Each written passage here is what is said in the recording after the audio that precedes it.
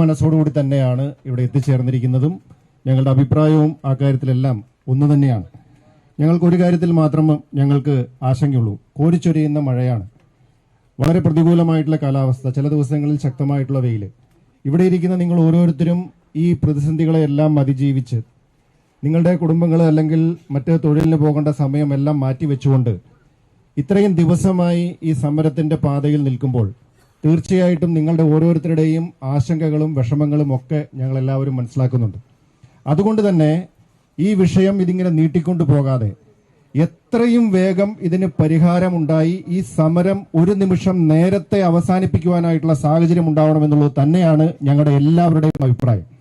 ഇത് നീട്ടിക്കൊണ്ടു പോകുന്നത് ഇത് പലതരത്തിലായിട്ട് സാങ്കേതിക കാരണങ്ങൾ പറഞ്ഞും നിയമപരമായിട്ടുള്ള വശങ്ങളൊക്കെ പറഞ്ഞ് ഇത് നീട്ടിക്കൊണ്ടു പോകുന്നത് അത് ഒരു തരത്തിലും നമുക്ക് പ്രദേശവാസികളെ സംബന്ധിച്ചിട്ടായാലും ഇവിടെ സമരം ചെയ്യുന്ന ആളുകളെ സംബന്ധിച്ചിട്ടായാലും അത് അഭികാമ്യമായിട്ടുള്ള ഒരു കാര്യമല്ല.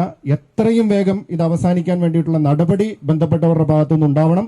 അതിനുവേണ്ടിയിട്ടുള്ള പൂർണ്ണമായിട്ടുള്ള ഞങ്ങളുടെ എല്ലാവരുടെയും പിന്തുണ നിങ്ങളുടെ കൂടെയുണ്ട് എന്ന് മാത്രം സൂചിപ്പിക്കുകയാണ്.